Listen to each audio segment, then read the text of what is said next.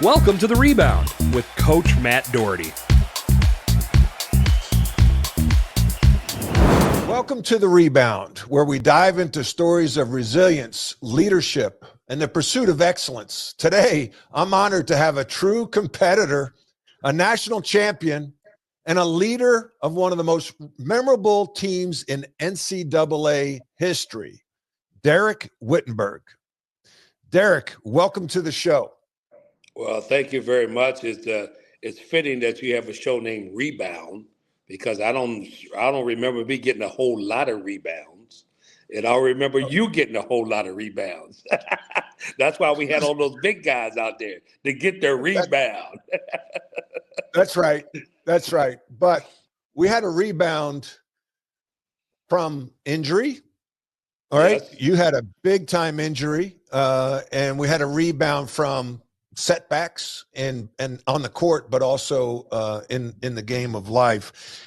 Before we dive into your historic run at NC State, I really want to go back. I don't know if you remember this, but I was on an AAU team at a New York Riverside church, and the first time I met you, I think it was in Jacksonville. There was an AAU tournament, and you and Sydney were in the dorm or wherever we were staying, holding court. Mm-hmm. And I was a year younger, and just kind of seeing the ethos, the vibe, the energy, the swagger of you and Sydney. DeMatha always was such a big name in high school basketball, and just holding court and playing in that atmosphere. So I've known you and known of you for a long, long time. But before we start talking about NC State and even playing at DeMatha, talk about the park. Where was that park for you, where you grew up? Tell us where you grew up and the place you learned to play the game in the streets of DC or Maryland. Interesting you said that. I just want to go back then when we played in those days. It wasn't like all the AAU tournaments they have. It was only one major tournament back then. It was in Jacksonville. It was an 18-hour ride from DC to Jacksonville in a car. The late Will Robinson, who coached at UDC and at University of Maryland, and Doc Robinson, the late Doc Robinson, was my AAU coaches. I never forget that. We played Doc Rivers' team in that tournament, and Doc was a heck of a player. But fond memories of that AAU team and that experience there. But it's funny you talked about the playground. So my book, the new book I just wrote, The Shot Heard Around the World, How I Went from the Playground to the White House. And this is a story about me growing up in Washington, D.C., and my dad taking me to a summer job at 12 years old. And I say to him, I wonder what it's like to meet the president. You go to the White House. And from there, I grew up in Washington, D.C., as everybody knows. And then when I was 9 years old, after the riots of when Martin Luther King was assassinated in 1968, my family decided to move to Maryland, to buy a home, their first home, and move to Maryland. And that's when I got into boys club sports and playing in the playground. Like you said, any playground that you could find, the recreation centers. You know, I was down the street from, if you remember Sugar Ray, who was a great boxer. Ray Leonard. Sugar Ray Leonard. We was down in Palmer Park. I was living in Glenarden, Maryland. And so I was traveling around playing at all the rec centers and the playgrounds. And that's how I kind of built my craft, because that's how you find the best talent. You have to go around the city and find the best games you can. And that's how I honed in my skills of basketball before I got to DeMatha High School and before I got to NC State. Talk about the playground. Like, I think that there's so many lessons, meritocracy, competitiveness, leadership. Like, we didn't have any adults, right? So you had to kind of understand who, self-awareness, who was the best players in the park, generally they got to choose sides, right? And then there's somebody's going to be left out. So now you're being judged by your peers, and you can't go home and cry to mom saying, man, they didn't pick me. No, it's like you have a choice. You could get better, or you can quit the game, or just sit on the side and watch, right? And so talk about those lessons you learned, those soft skills that carried over to your career, not only as a player, but more importantly, as a man, as an administrator at NC State, as a father. What lessons do you remember? Like, what was it like? How did you choose sides when you played at the park? Well, first of all, two ways. One, there would be a particular park that you would go to and you would go play. Like I would go to the rec center at Glen Arden and go down and play. And automatically they knew who the good players were. And if you walked up, they said, hey, I want Whit, I want Matt, I want right away. That's if you're going by yourself. The other way you go to the playground is if you're going to, you bring a crew with you. You take 5 with you, and you go across town and you play at Watts Playground, or you play like you played at the Rucker or something like that. You take your crew with you, and now you want to take your crew and beat that crew. So that's the different ways you play in the playground. This is what you learn. First of all, you automatically learn toughness because you're playing against older guys and some of the best talent in that particular area. Number 2, you got to learn how to play together because you just can't, one guy just can't just come down and take every shot. You got to play together for sure. And you better win because if you don't win, you're going to be sitting on that sideline waiting about an hour to get you down Right. up. And that's no That's fun. right. That's right. So you bet you have to learn how to win real quickly. And So and go all my back to friends. go back to the toughness part. Like, what is toughness? Like, people think of toughness as we're going to get into a fight, or what is toughness playing pickup basketball in the parks in the DMV, as they call it, Much more, DC, Maryland, yeah. Virginia. Yeah, much more physical. And you're playing against older guys. And you're playing against, Matt, remember this, you're playing against some legendary guys that get a chance to go to college. That Right. some of the most That's talented guys you've never seen, they're like, golly. I remember I got it in my book, this guy called Space. And he was 6'5", like Hawkeye Whitney, Adrian Dantley, but he was a drug dealer. Like he was dealing drugs. But he could have played anywhere in the country. But that's the kind of guys you played against. So it was rough. You better not call fouls.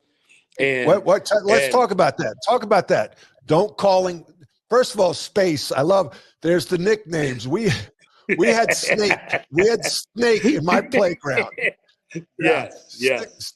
Snake had the polyester bell bottoms. He worked at a shoe store. Yes. He'd smoke like Virginia Slims while he was playing. He'd be smoking. And oh yeah, we had the nicknames. The nicknames. Yeah, Space, I got a guy. Yeah, but I got a guy, Archie Talley, who's the leading scorer. Played at Salem College in West Virginia in 1977. He led the country in scoring. Man, listen, he's the best player nobody's ever seen in the DMV, and he's still in West Virginia today. Archie Talley. Look him up. One of the best guys I ever played in the playground. Didn't know who the guy was. He used to work out with Adrian Dantley and myself in the summertime. Never heard of the guy, but one of the best shooters I've ever seen. And his workout ethics was impeccable. And I learned so much from guys like him in the playground, learned how to work out. So most of the good players, knew how to work out in the summer, not just play, but they learned how to work on their craft. And so it was invaluable to learn from so many different guys. I remember this young guy named Larry Coleman that he played at Duval High School, unknown guy, used to take me around. He really took to me, Ducky Vaughn, all these guys you'd never heard of that was like in their older guys that were really good players, but nobody knew about them. But they helped me so much when I was in the playground because they took to me. They said, this kid can go somewhere. This kid can go where I didn't get a chance to go to. And those guys just put me under their wing. Yeah. Yeah. And I'm I had so a guy. grateful for them. That's why I wrote Yeah. the book, Matt, because I want to thank guys like that who don't get the credit because everybody that touched you a little bit that helps you in your journey is so important to you. I had a guy, Paul Eibler. He was, I don't know, 6, 7, 8 years older than me, and played at Loyola of Baltimore. He was friends with my sister, and we'd go play one-on-one. We'd go run 3 miles after we'd play. We'd do push-ups. I'm in 6th grade, and he's beating me up in the one-on-ones and pushed me. And the neat thing about playing in the park, Whit, and you being in DC, me being in New York, we had role models as individuals and teams to dream about. You had Adrian Dantley. I had Dr. J. And, you could look at these guys and say, I want to be like that someday. And you went to the park and worked on your game. Absolutely, you did. And listen, it didn't cost you anything, right? All you need is basketball. All you need is one ball, and you can get 10 guys together. And that's the beauty. That's the beauty about basketball. And you can be accepted in basketball, right? You can go all over the city, and you can play a pickup game anywhere. That's the beauty of basketball. And people will take to you and try to help you. That's what I love about my experience. Well, especially one of the coolest things for me as a white guy, and I grew up on Long Island, so 30 miles outside the city, and I'd go play in the Elm Corps, which was in Queens, right near Shea Stadium. And as a white guy going into the black neighborhood and having game, you got immediate respect. OMJ Clothing is an elite men's clothing store that provides a vast array of spectacular brands of men's lifestyle apparel for every day. Elevate your business upscale casual at OMJ. Success comes from standing out. We were talking about the work ethic, the things you learned, guys pushing us. You had Adrian Dantley, who, by the way, was one of my favorite players. I always wondered why AD, like at the foul line, would massage the ball like that. All right. I mean, and he wore 44, played at Notre Dame, obviously. I ended up picking the number 44. One of the many reasons I loved Adrian Dantley. I love Kelly Tripucka. I love Reggie Jackson. I love Jerry West, Pete Maravich, all wore 44. Why did AD do that with the ball? I think he did it because it's a routine and it's a way that he can feel the ball, right? And if you noticed AD, the way he set his pocket up, that the ball laid a little bit more on his palm because he had those big hands. Yeah. So his way of feeling the ball and making sure he get it rotated was just part of his routine. Isn't it funny how we remember, like my wife will give me a hard time. Oh, you can remember a guy named Adrian Dantley and how he massaged the ball before a foul shot, but you can't remember to pick up a half a gallon of milk. Well, that's a wife for you, man. So who was your idol growing up? Well, that's a really good question because I would not. The first sports person that I really, really can remember admiring was probably Sugar Ray Leonard. Yeah.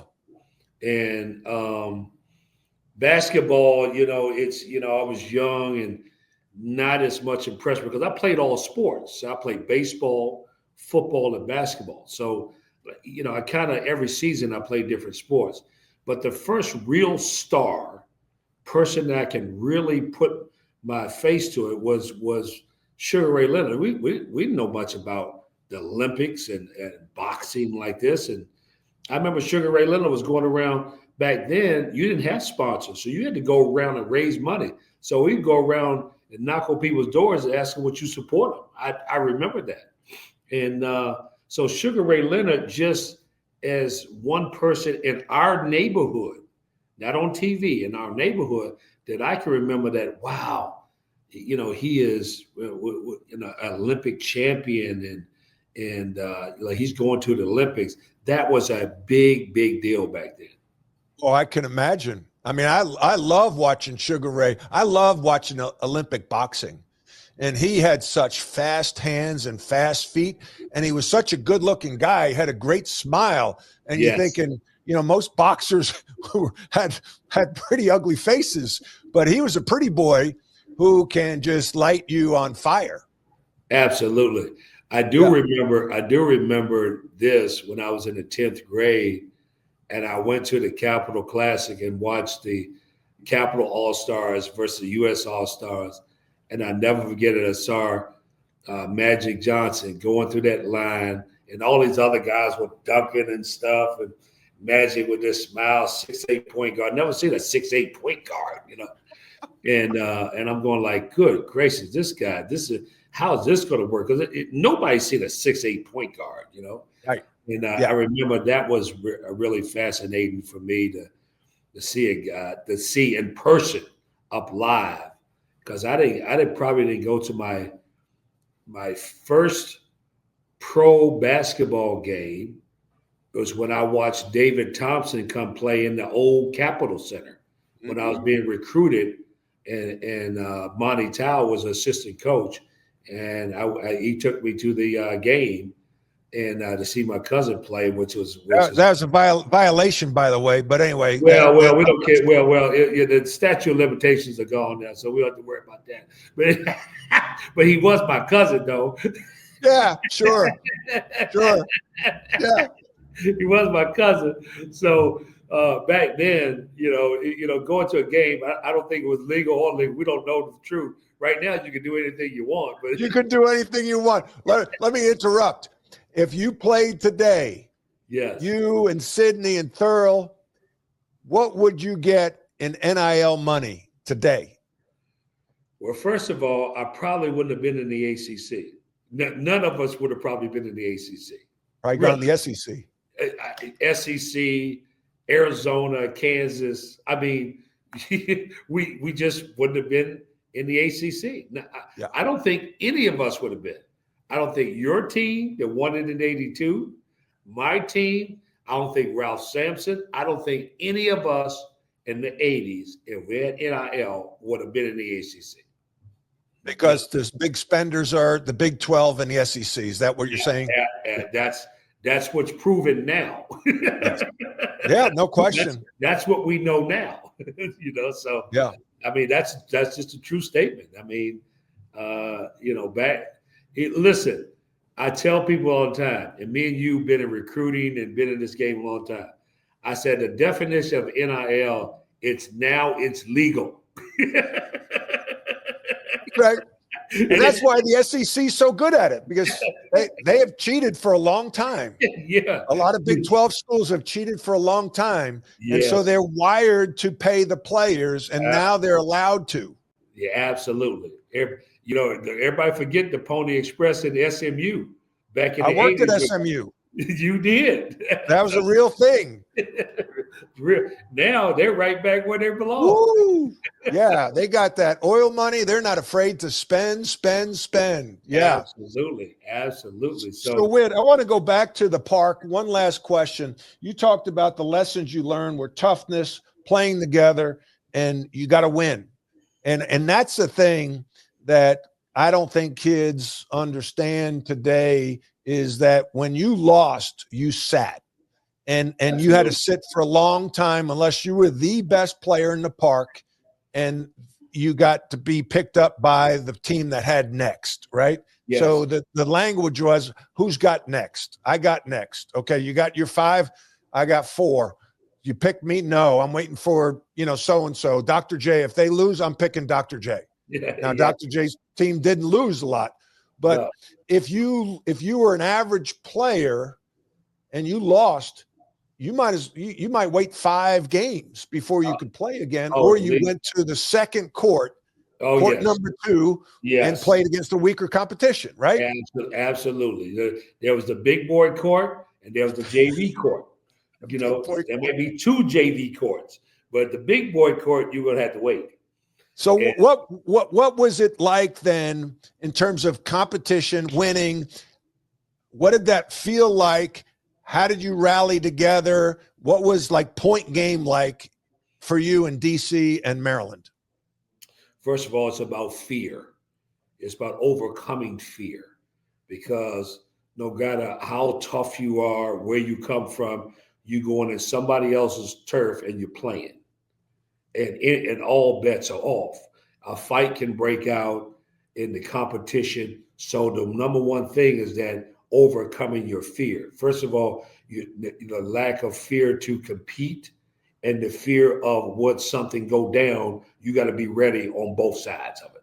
That's the difference. Then that's the reality of, like, if you go in a neighborhood as a white guy, they might rob you and won't rob me, right?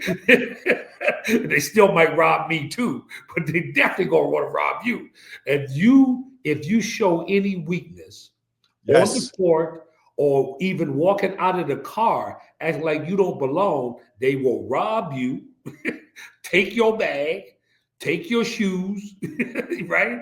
And make you go. Talk about that. Showing the weakness. Like that is so like New York. You get on the subway, you don't make eye contact. And if you do, you better hold your stare.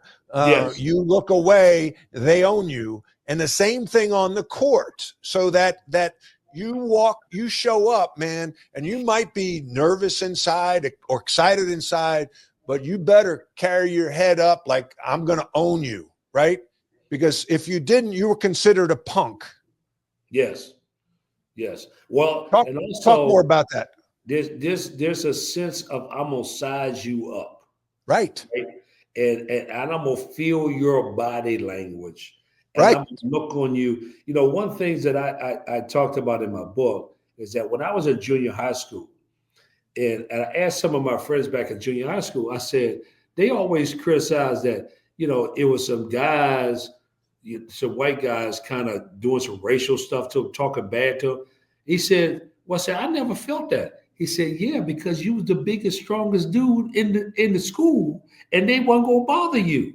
I said, well, tell me who they are. And I took my guys and I walked past them. I said, you know, what's up? And the guy said, nothing, Whit.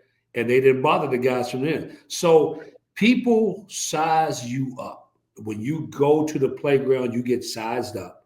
And it could be your body language. It could be your physical appearance, or it's your persona, what you give off. Or the shoes you wear. Or the shoes you wear. The shoes you wear. Yeah. Right? When I wear those Shell 2 Adidas, that was a sign that he know he can play. If you had the Shell 2. I was telling this story the other day.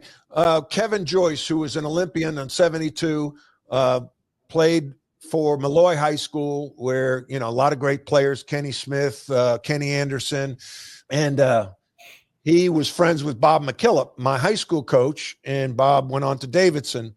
And so Kevin played for the Pacers, and I remember him coming to the park, and he walked into the park wearing Chuck Taylors, but he was carrying Adidas Pro Models, the shell toes. Yes.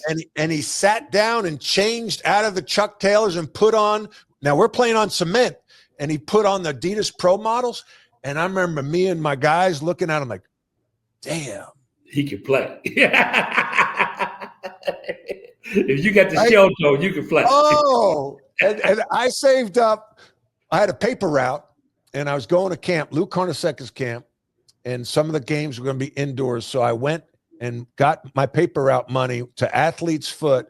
I bought a pair of Chuck Taylors for like $12, and I bought a pair of Adidas Pro Models for $28, and to save them for camp that year. That was going into my 7th grade year. I remember. And you take the sneaker out of the box, and you'd smell the leather. Like, that was special. Yeah, my story is that I played at University of Maryland. I think I'm at DeMatha, maybe a junior, senior, and Ed Jenks, who trained Ray Leonard, was playing basketball. Ed Jenks trained Ray Leonard? He trained Ed Jacob. He was one of Sugar Ray's trainers. Big, strong guy, right? So we're playing, and they said, man, after the game, he said, man, you got a bright future. He talked to me. I said, Ed, man, I like them Shell 2 shoes you got. He said, what size you wear? 14. He said, 14. You want these? I said, yeah. He took his shoes off and gave them to me because he wanted me to have them, and he took my shoes. He took my Chuck Taylors. Well, let me interrupt. Let me interrupt. You were in 10th grade with a size 14? Yes. And you topped out at what, 6'1"? 6'1", yeah, topped out. Didn't grow no more. I mean, if you grew into those 14s, you would have been an All-American. I should have been 6'5". You would have been Adrian Danley. I'd have been Adrian Danley, but I wouldn't have been at State. All right. I love this stuff. So fast forward. What grade were you when you went to DeMatha? 10th grade. 10th grade. Were you recruited to go there? Yeah, sort of. It was. I played at William Wirt Junior High School, and I think one of Morgan's friends saw me play, and I outscored the Laurel High School. I think they had 29. We had 61. I had 41. And they said this guy, my nickname was Tweety Bird. They said, this guy from Glen Arden, this guy can play. And the next thing you know, I was at Morgan Wooten's camp. Yeah, on scholarship. Yeah. Yes. No, I understand the Catholic leagues, like that was, Long Island too. Tweety Bird, how'd you get the nickname Tweety Bird? When I was in the neighborhood in Glen Arden, nobody could pronounce my name. Can you imagine me coming to the neighborhood and they say, my name is Dereck Whittenburg? They said, Whittenburg? What kind of name is that? We're just going to name you Tweety Bird. And ever since then, I got Tweety Bird. That's how it happens. I don't know what the significance of Tweety Bird is, but they just gave me the name Tweety Bird. So that's the name. But like, even when I went to State and they would announce, Dereck Whittenburg on ACC Network or whatever, or Raycom Sports, they said, man, that ain't no Dereck Whittenburg. That's Tweety Bird, man. Nobody knew my real name. I love those old nicknames. The park, the ethos of the park. That's why I'm writing that book, and the lessons you learned, how to be tough, togetherness, winning, and really don't show weakness. Don't show weakness. That's powerful stuff. So Morgan Wooten, legendary coach, legendary program. You go there as a sophomore. Did you play varsity or JV? Oh, I played varsity from day one. Yeah, I could have went anywhere in the area. I was supposed to go to the local school where I'll be bused at, either Duval or Roosevelt. But because I went to a private school, I could have went anywhere and started in the city. But because of the reputation of DeMatha, and back then it wasn't about going to pros; it was about getting a college scholarship. That's right. That was big back then. Oh, that's right. You get a college scholarship. Oh my God, that was huge. So and he had a reputation of every player on the roster got a scholarship to play D1 basketball. Is that right? Absolutely. That's right.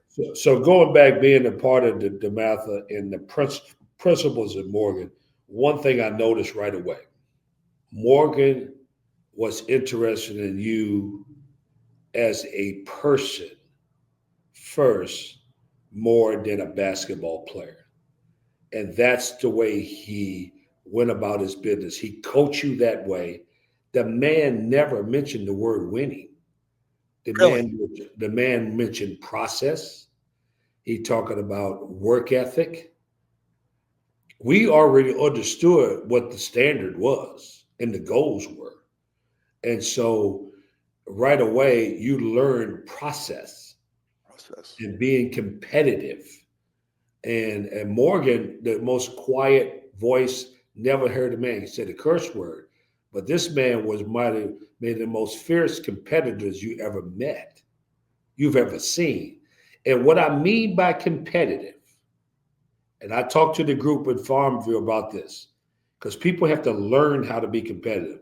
We already, the intangibles of playing on the playground, we already was instilled in us, but we have to teach others how to be competitive. Competitive is not just in sports. Competitive is driving yourself, is driving yourself to excellence, to compete in everything that you do. That's why your teammate, Michael Jordan, I call him the predator because he eats competitors. That man competes. He wants to compete racing you down the hall. He wants to compete in golf. He wants to compete in car racing. He wants to compete. Being competitive is everything you do in competing with yourself to make the best you can be. That's what being a true competitor is. So you made mention teaching competitiveness. How do you teach someone to become more competitive? You got to. This is what my philosophy is. First of all, in order to teach you about being competitive, you had to find out who you are and where you want to go. That's the first thing. Number two, I got to get your attitude right, because a lot of people, from day one, from the first time they wake up in the morning, their head is not right in how they're going to attack the day. You got to be prepared to be driven every day in what you do. So once I find out what is it you want and I got to continue to push you to your limit to drive you to be a competitor. And then as they have to see you and how you're driven so it can help them drive themselves. That's right. I got to teach you. We coach guys. I used to tell my guys this, Matt. Until you get to the belief level that I have in you, you haven't gotten it yet. And until you are as competitive as me, then I can't get the most out of you. Yeah. That's why we always say the players take on the personality of the coach. Yeah. Because they see that the coach is driven, then I got to. That's why I was such a stickler that I want you to run hard and play hard in every drill, in every practice. You cannot afford, especially if you're not as talented, you cannot afford to lax 1 minute. You got to be stronger. You got to be in better shape, and you got to play hard every minute of the time you're on that court. That's how I talk about double knotting your shoelaces. Basically, that's symbolic for control what you can control, and I can control being in better shape than anybody else. I can control making foul shots. I can control taking care of the basketball. I can control. I couldn't control my lack of athletic ability. I couldn't control, my lack, of all the things I lacked. But what I could control, what we can control, your attitude, your effort, double knotting your shoelaces, control it. Yeah.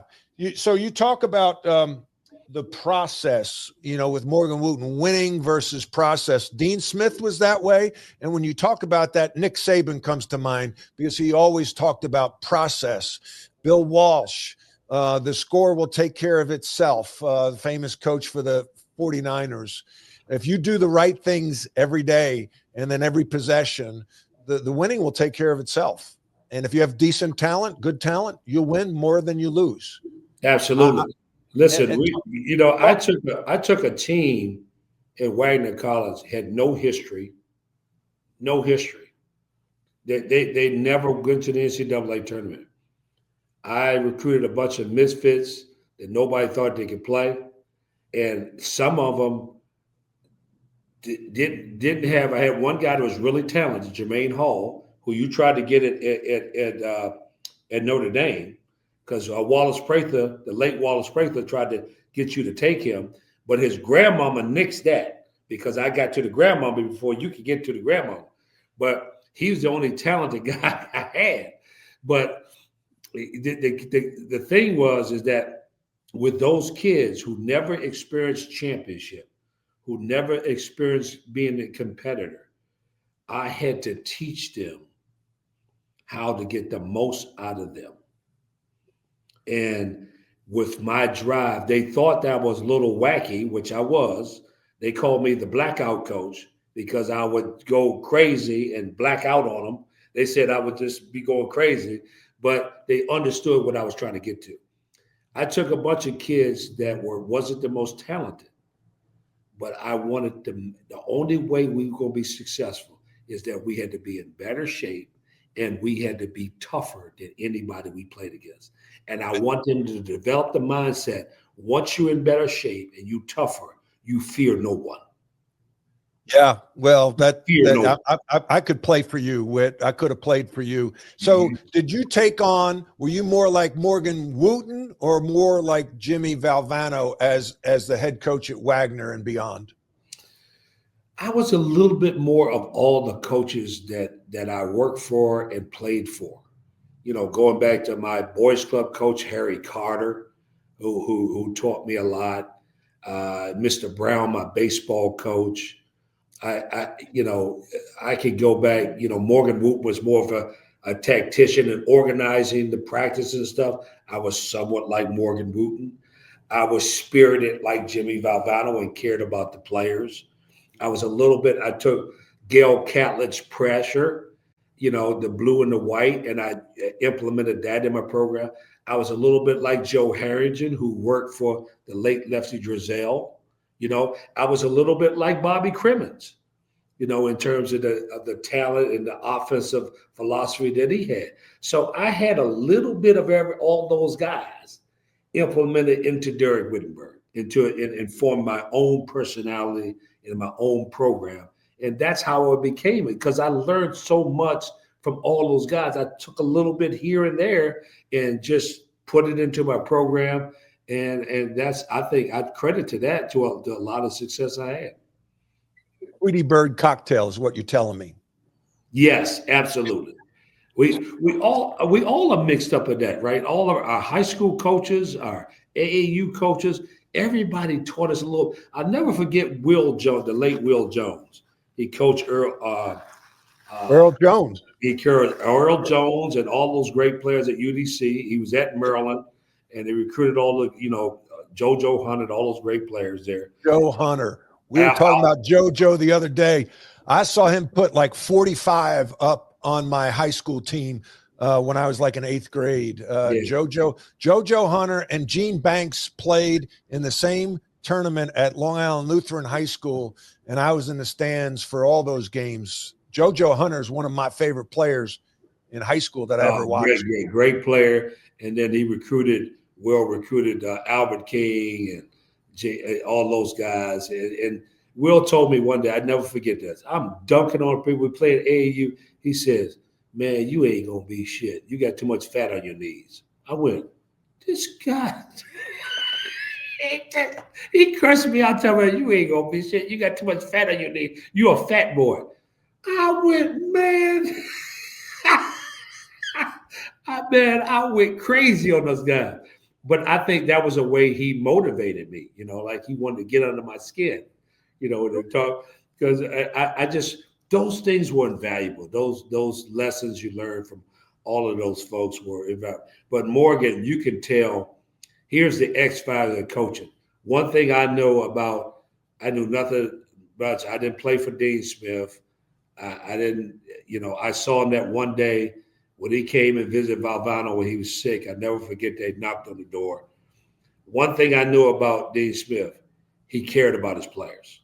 Yeah. You obviously see that from the beginning, because the way you guys loved him and respected him, he cared about his players on and off the court. And I admired that about him. Yeah.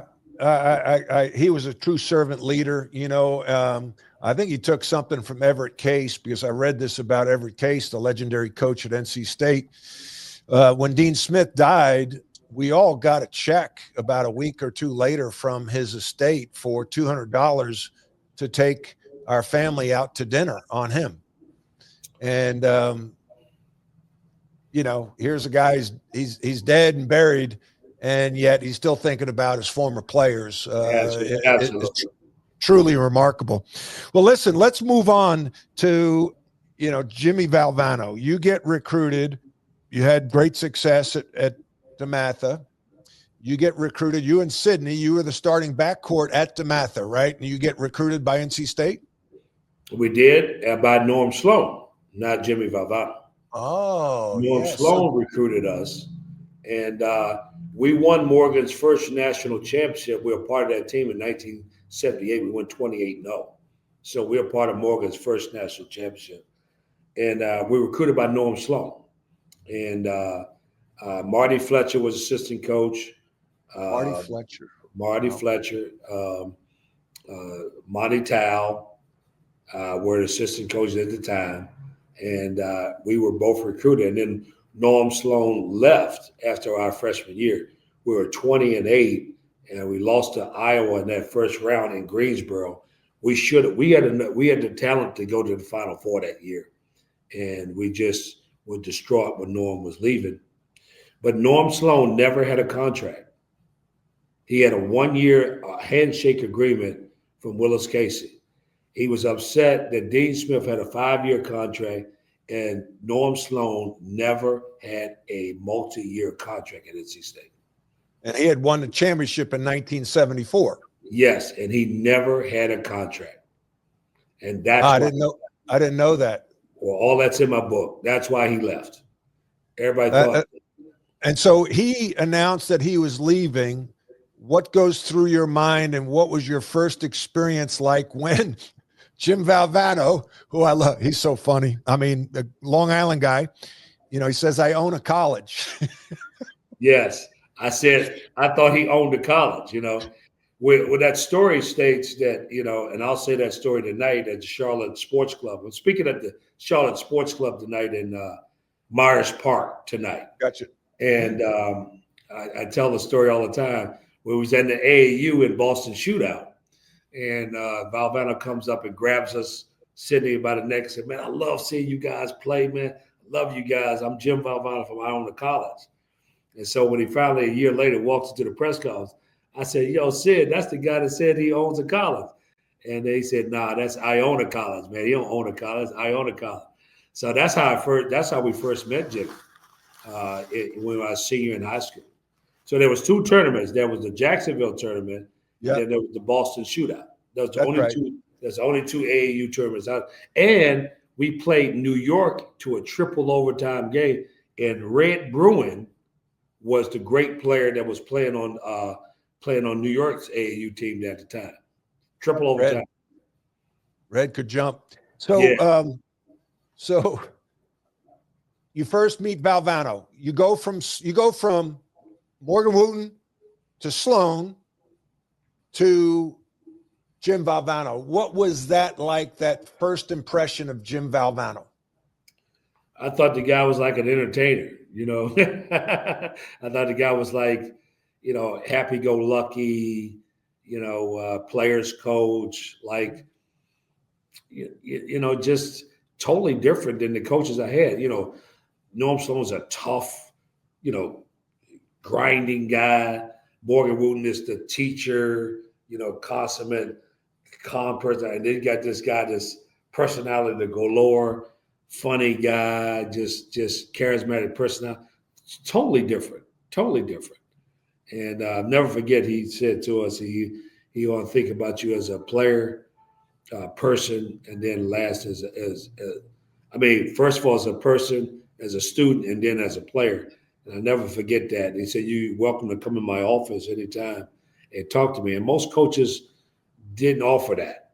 Norm Sloan, I didn't feel, it wasn't like he wasn't approachable, but I didn't feel like that we could go to him. Norm was a little bit more intimidating.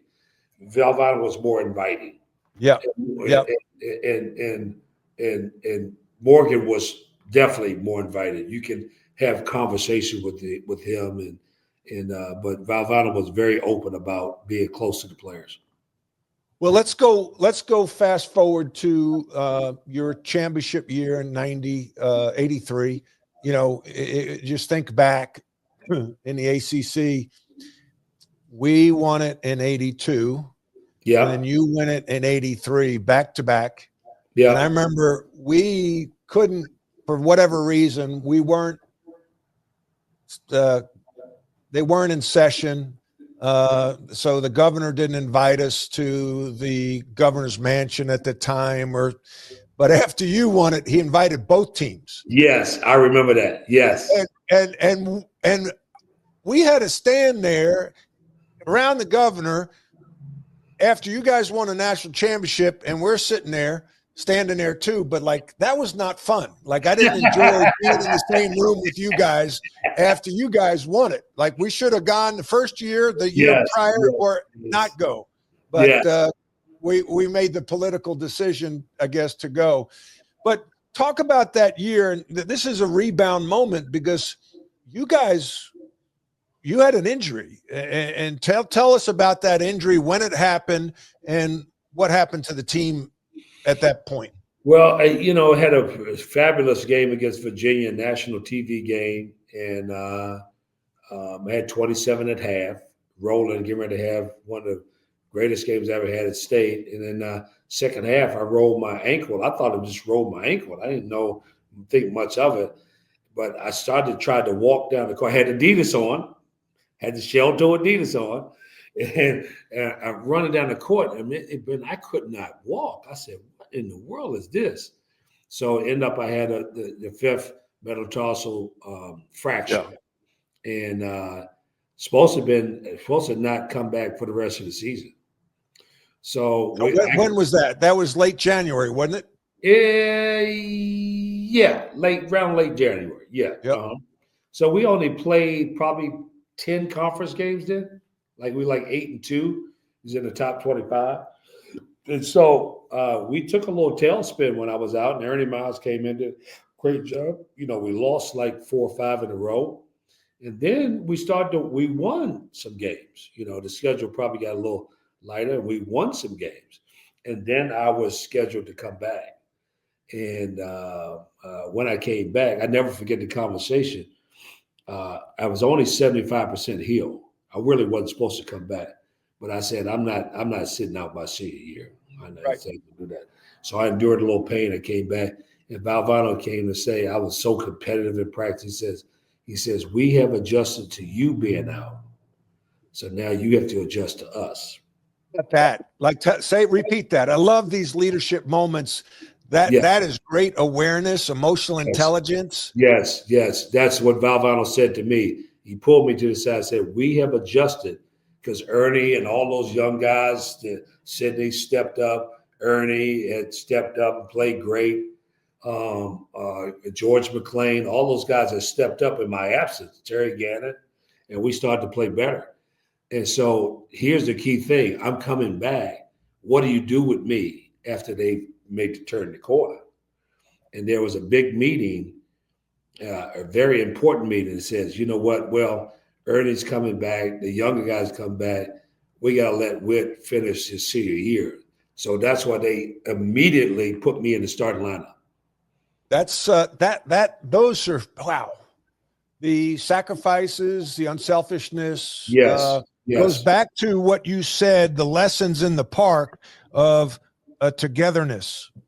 Yes, absolutely. Well, Ernie was a highly rated New York City recruit, Ernie Myers, and he could have said, "Screw you, I've been carrying the load here. Now you want me to give up my spot?"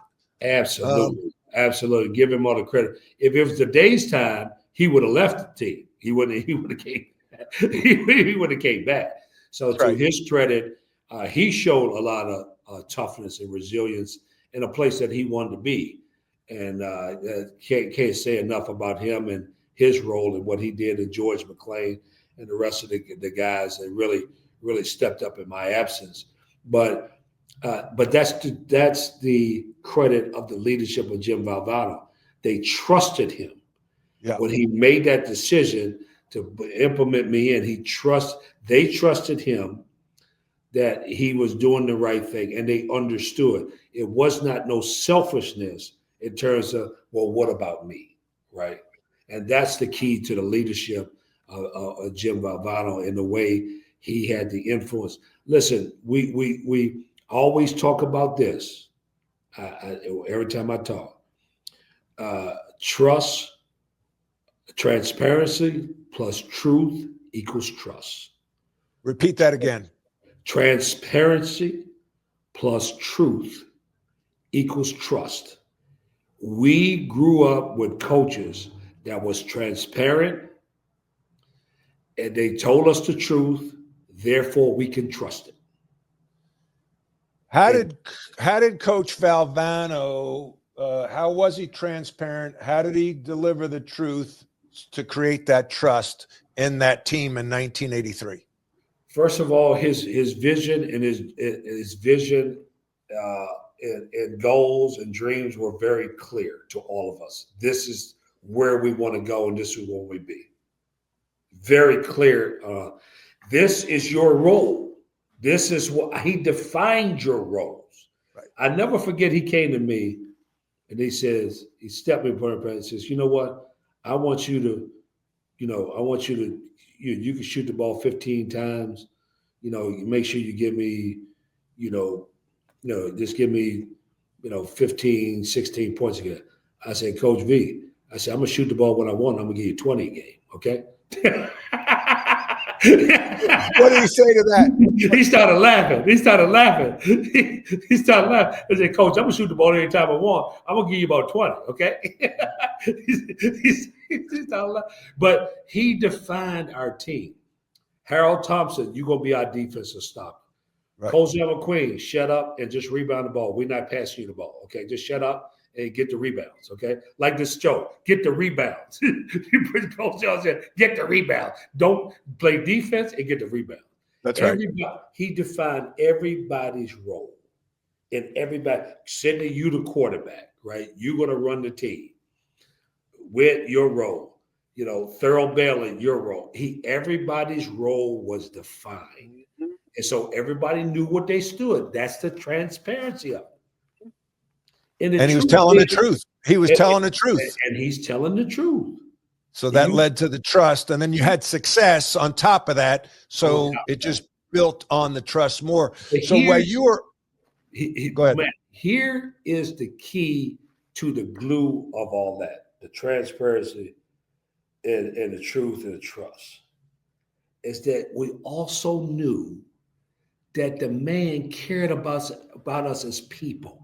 He gave us ownership with the team. He would come over to the huddle and say, what you guys feel? Should we do zone or man? What offense? Who's hot? What should we be looking at, Sid? He gave us ownership of it. It wasn't like, I'm the coach, you tell me what to do. He said, you guys are out there. You know what's going on. You got to help me. What are you feeling out there? He gave us ownership in the team. And the other thing that people take for granted that our coach had for us is that those conversations outside of the court were invaluable. That when he pulled you in the office and we talk about you as a person, that's part of the transparency and the truth. The man you knew, I'll never forget him telling me, you know what, you got to get your education because when the cheering stops, he said, when you go to work, they don't cheer for you when you walk past your desk. When the cheering stops, baby, it's over. He said, these people, unfortunately, only look at you on win and losses. They don't look at you as people. They characterize you, whether you are judged by wins and losses. They don't know you as people. So you have to take care of yourself and get your education so you can prepare yourself for life. I never forget those conversations. Yeah, that's powerful and such wisdom. So let's spend the next 15 minutes talking about the run. Okay. Yeah. Did you all, what I recall, you had to win the ACC championship to get into the NCAA tournament in 1983. Did you believe that? Is that what you remember? Absolutely, we did, and he made it clear that we had to. But he crafted it in a different way, and that's how the phrase "survive in advance" came about. Because he would go in that first game, we had just scored 124 points against Wake Forest and beat Wake Forest about almost 30 at home. And then we played Wake Forest the next game. So he said to us very clear, guys, he didn't say we had to win it. He said, guys, you got to win this game first. And then when we won that game, he said, survive in advance. You got to win the next game, which was you guys. You got to talk about that game, by the way. And I still think about that game. I took the ball. First of all, you drove baseline on me and I gave you like an easy layup. And I don't know why. I just, one of those like slow motion. Well, like, I just went by you, man. I mean, this is you had those fat legs, and I let you go by me. I let Tweety Bird go by me, and I remember I think I had 15 points in that game. But at the end of the game, we had a shot to win it, and I usually inbounded and threw it to Sam at like the top of the key, and he turned, and it was like right on target, but like maybe long. Yes. No. It went in and out. It went in and out. It went in and out. And oh gosh, that was in Atlanta in the Omni. Yes. Big Sam almost made that shot. Yeah. Wow. So you beat us. Now you've got Virginia in the finals with Ralph Sampson. Maybe I think we can make a case the most talented college basketball player ever to play the game. Maybe. I think David Thompson is, Well, you got to say that. I'm going to be a little biased, but yeah, Ralph but at 7'4", yes, he can do it all. Ability to pass, handle, and shoot. Yeah, he can do it all. He's kind of like Wemby. Let me tell you what happened in that game. So I go back and look at it. So Valvano comes in the locker room and says, you know what? Now you beat Carolina. You may be in, but I guarantee you this: if you win the next game, you're definitely in. I remember him saying that. We automatic bid by winning the championship. Yes. Yeah. So we go into the game, and Ralph Sampson must have dunked the ball 3 or 4 times. I'm like, bam, bam, killing us. Valvano said, "To hell with this." We put 2 guys on here. I mean, just in midstream. One guy in front, Thurl Bailey in front, and Kozo behind, and we played a zone. That's what we did. Yeah. That was our defense for the rest of the game. He just said, "The hell are we?" And guess what they tried to do? They still kept trying to throw it to him. Yeah. They kept trying to throw it to him. Yeah, and they had some good shooters. They had Othell Wilson. Yes, was Rick Carlisle on that team? Rick Carlisle's on the team. Ricky was on the team. Robinson. Yeah. They had some good players. Yeah. But you know what? They were used to taking those big shots. So you get into the NCAA tournament, and you go out west. What was the mindset of that team, and what was the message from Coach Valvano? Because you talked about vision, and that's a big thing. Leaders, I think, are responsible for 3 things: casting the vision, driving the culture, and engaging in large business transactions. And but in terms of his leadership, he cast that vision at the beginning of the season. Now has to kind of recast it. What was his vision like as you entered in the NCAA tournament?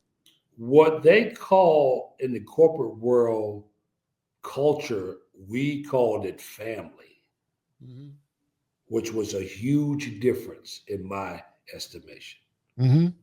Because culture is behavior and a way to live.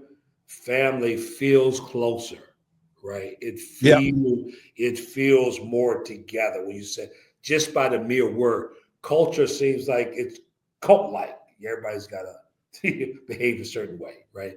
There's a way to operate in a culture. But in Yes. family, it's the same way, right? Those intangibles and tangible traits that you know as a family is the one thing is about being together. Culture can be slight towards more your individual behavior within that organization. There's a way for you to operate as a culture. But the way we grew up, it was more family. Yep. And I think that's what we felt with this Italian coach and with Morgan Wooten. By the way, Morgan Wooten is born in North Carolina, in Durham, North Carolina. He's a North Carolina native. I did not know that. And his grandmother was also the designer of the emblem Pepsi Cola and the first woman to take a photograph out of a plane in the state of North Carolina. She's in the North Carolina Hall of Fame, the Arts for Hall of Fame. Wow. So deep history on Morgan. So when you talk about the culture as they relate to today, I always revert back to the difference of what way we were raised up on family. Mm-hmm. And I think that's what we felt. My team still on a call, you know, we got this chat that we still feel like it's family. Mm-hmm. That's where we came from. So I just want to make that distinction because I always, when I talk about that, when I get in front of organizations and team, I say yes, but what the ultimate in the way we were raised as coach is that family atmosphere that we feel like everybody's going to take care of everybody. In a culture, you taking care of yourself, but in family, we got to make sure that we watch each other and take care of each other as well as we take care of ourselves. Well, let's go back to Selection Sunday. If it was back then, you guys, you know, are picked to go to the NCAA tournament. Obviously, automatic qualifier. What was the message like from Coach Valvano in terms of his vision as you entered the first round of the NCAA tournament? First of all, you know, we're probably one of the highest seeds to win. They didn't expect us to win. So guess what? This is your reward. We're going to send you out west. We're going to send you away from your family. We're going to send you out west. Yeah, you won the ACC tournament. Okay, that's good. Here you go. You're going west. That's right. So like now, if you win the ACC tournament, like Duke, if they win it, they're going to be on the east. They're going to be where their families are. If Carolina goes, they're going to be close to the East Coast, which makes a lot of sense. So, all right, it's a shock. We're going west. But we were numb. We just won the ACC tournament. We beat the number 2 team in the country. We beat the number 1 team in the country. Ralph Sampson, Sam Perkins, Michael Jordan. We beat 2 great teams. So we're like numb. Like we good, man. We gonna be fine. We were such in a zone. It didn't matter who we played. It was just like whoever's next, we're gonna play and we're gonna find a way to win. I mean, really, that's just what our attitude was. And when did you start believing you could win it all? I think the real time when you really, to be honest with you, when you really think it all is that when you're in that last game. When you in, like, you know, we're watching Louisville and Houston, like we're going like, okay, you know, they got some players, but we wasn't in all of them, you know, we wasn't in fear of them, but we respected. We thought, you know, but it wasn't like we think we could be. I don't think you actually believe it until you get to that last game, until you get to the final game, and you're there now. You got a chance. You got a real chance now. This is it. This is the game you can win. Mm-hmm. What did you guys think you could win it? We thought we could win it right after we lost to Indiana the year before. Probably because we had 3 starters coming back, plus I was a 6th man. And so we lost to Indiana with Al Wood, and we came back. Is that what Isaiah taught y'all? Yep. Isaiah went off. And I got a story about Isaiah. So, the class of 79 is tabbed as one of the greatest classes, right? I think it's the best class ever. Best class ever. So we're playing in the Charlotte All-American game. And Sydney's going by, Red Jacobs is the coach, and Isaiah is going by Sydney like he was in a highway. Just zoom, right back. I said, he's in the toll lane. Sydney's in the right lane. He's in the right lane. She going past her. I said, let me guard this dude, man. Ain't no way he this good. Shit, I get up in the stands and I want, where'd it go? Isaiah was different. Yeah, he was different, man. He's different, man. He was different.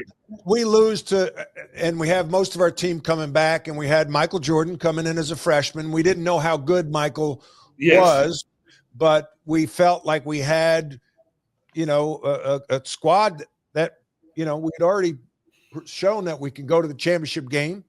We miss an All-American and Al, but we had Sam as a sophomore, James as a junior, Michael coming in, and I was going to fill a void as a small forward with Jimmy Black as our point guard. So we felt very confident that we could come back and win it all, and that was our goal the whole time, and that was our vision: cut down the nets.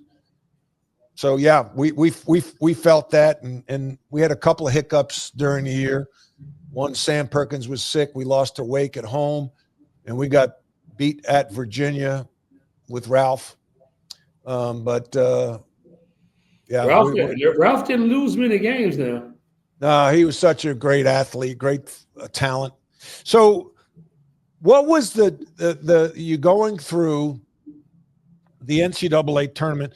Any moments where you thought we're done? We're done. The game's over. Our season's over. You had like a triple overtime game against, I think, Pepperdine. You had to play Virginia again. Yes. Never a time. I'm serious about it. We were numb. We just we was going to play the game, and somehow we thought we were going to win. It was never a doubt. Even in that Western Regionals Finals when Lorenzo Charles went up to that free throw line, it was never a thought that we were going to win that game. The man fouled somebody. He fouled Othell Wilson with a tie score. Who in the world does that? On purpose, right? On purpose. We foul him. And he did that because he wanted to put the pressure on the other team. And how much time was left on the clock? Not less than a minute. Well, he put me in a 1-4 low, which everybody needs a ball screen. And I just went right by Othell Wilson. And then I saw Ralph, and I said, oh. Then I passed it to Lorenzo, and Ralph fouled him. But all these guys need a ball screen, right? They just put me in a 1-4 flight and get guys out the way. And if he back up, I'm gonna knock a three like I've been doing all day. I had 28 that game. And if you know how many points you had against Virginia in the NCAA tournament, but you forgot to bring home a half a gallon of milk yesterday. Yes, I did. But I'm saying to him, I said, if Ralph, I don't know, just put me at the top of the key and spread everybody out. I'm going by this dude. If he let me shoot the three at the top of the key, I'm making that all day long. And he got up, and I drove right by him, and I dished it to Lorenzo, and he got fouled. Yes, you went to your left. I did go to the left. Yeah, you always get to your left. I wanted to force you to the right because you like to go left. Yeah. And I wanted, sometimes you think, well, force a right-hander to as we can. And sometimes guys who are right-handed like to go left because they're already turned for their shot. Anyway. Well, last time, what happens is you practice that because everybody's shading you right. Yeah. So you end up being pretty good going left because everybody's thinking that you're going right, Yeah, I don't think you ever had shooter. 20. I don't think you ever had 28 on me. Anyway, let's move to the championship. I had my best games against you guys because Coach Valvano he always played a triangle in two. That's and right. left me and Jimmy Black open. Yes. And I remember at home, I think I had 21 against you guys, and I was not a scorer. And then ACC tournament in 1982, triangle in two, James Worthy, and I say this all the time. He comes up to me in a dead ball. He says, "Listen, when I get the ball, I'm going to throw it to you and you shoot." And that meant more to me than Coach Smith telling me to shoot. Yeah. And in a low scoring game, I think we won like 52-50, or I had like 12 points. And that's because you guys played a triangle in two, and James passed me the ball, told me to shoot. Yeah, you should have guarded me more. Anyway, we'll move on. The famous play, your book. Show your book again, Dereck. Okay. Yep. The shot heard around the world. I went from the playground to the White House. Yep. The last play against Houston, huge underdog. Houston played in the Final Four the year before against us. Hakeem Olajuwon, Clyde Drexler, one of the more talented teams in college basketball. Tell us the last play. Walk us through that. What did Coach Valvano tell you? And then how did the play unfold? 44 seconds to go. We're going to design the five play, which is a double screen for Thurl to go off on the weak side to the left. And I'm on the isolator on the opposite side, either for a lob or a one-on-one clear out on the right side. Well, sounds good. That's our favorite play we're going to run. But guess what? We break the huddle, and they're in a 1-3-1 trap. It wasn't like, hey, Valvano, they in the trap. So we just passed the ball around. One thing we understood, we knew that we're going to take the last shot. We already automatically knew that.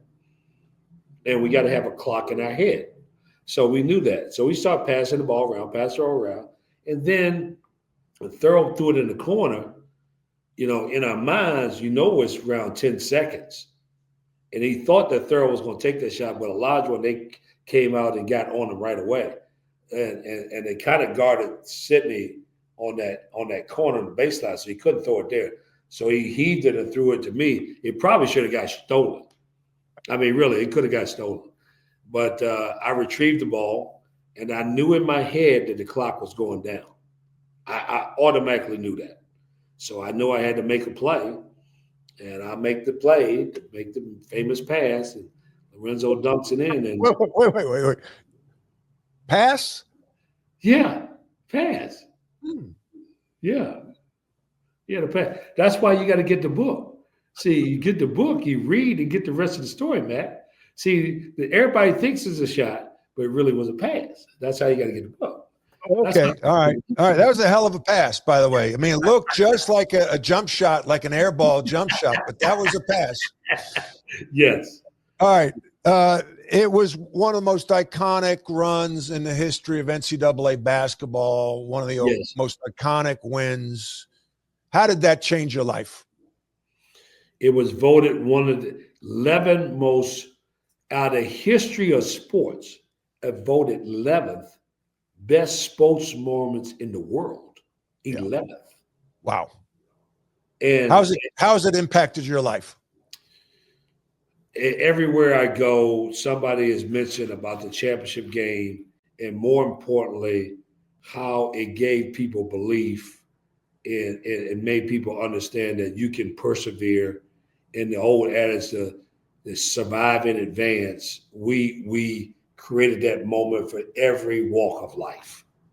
And that's why that's how that run has made people believe in themselves, right? This underdog team came from nowhere. Nobody thought they would beat. It's a David and Goliath story. And so we got so many visits from hospice patients, people in cancer, hospitals still today. It gave people some hope and belief that all things are possible. And so that's why it's impacted my life. And it's helped me understand that what my real calling is. is for us to take these moments of triumph and championship moments and leadership, teamwork, and share it, right? Yeah. And that's our service. That's our calling now. It's not all about sports. It's about the 99% of us that are being successful doing something else in life. We have to share these moments in order to empower others to have these special moments in their life. This has been a real joy for me, even though I was on a losing end of a few of those great moments that you had at NC State. But really, iron sharpens iron. You guys made us better. We hope we made you better. Coach K, all the players and the coaches in the ACC. It was a golden era in that league. Dereck, this has been awesome. Thanks for sharing your story. Where can people find you if they want to buy your book and or bring you in for a speaking engagement? Go to DereckWhittenburg.com. The book's on Amazon. DereckWhittenburg.com will have my schedule for book signings. There will be, I post on social media every month. I at least have one book signing, either at Jimmy V's or somewhere in the state of North Carolina. We're second on the Amazon in the coaching division right now. And I'm proud of the message, Matt, that we are sharing, and I include you as well. Is that we have found our calling in terms of serving people to help them find their journeys and find their missions, and to help them in their leadership with their teams. That's what it's all about.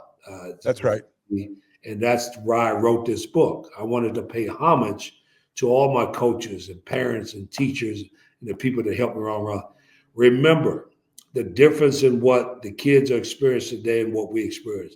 We experience a transformational experience. They are experiencing a transactional experience. That's right. That's a big difference. Repeat that. I've heard Phil Jackson talk about that. I love that delineation. Say that again. Yeah, because they're about NIL and transfer portal, their whole experience is transactional. It's all about money. It ain't about relationships. It ain't about character. It ain't about a class doing things the right way. It's about give me mine. Ours was about people. Ours was about character. Ours was about relationships. I mean, look at what we experienced, and we're still dialoguing with each other because of our history of the ACC, playing in this league, playing for great coaches. We still have a connection. That's right. The kids today ain't going to have any connections with each other. Oh, no. I was watching the game, and there's this one kid, it's like he's on his fifth school. Like, when you go back to reunion, you got to go back to 5 reunions? Like, what? Yeah. I mean. And that kid will go back to no reunions, probably. Anyway. Whit, it's really, or I should say, Tweety Bird, it's been a real pleasure. I could have talked all day. Thank you for being gracious with your time and sharing your story and the lessons from Coach Wooten and Coach Valvano and making our audience here wiser for it all. Thank you so much. Absolutely. Thank you. Leadership is a learned behavior. We all lead in some way, shape, or form. We all deal with adversity.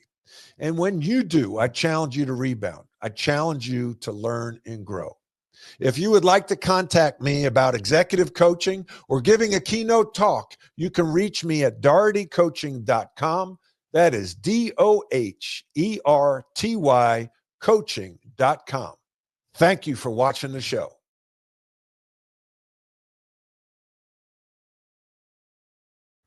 OMJ Clothing is an elite men's clothing store that provides a vast array of spectacular brands of men's lifestyle apparel for every day. Elevate your business upscale casual at OMJ. Success comes from standing out.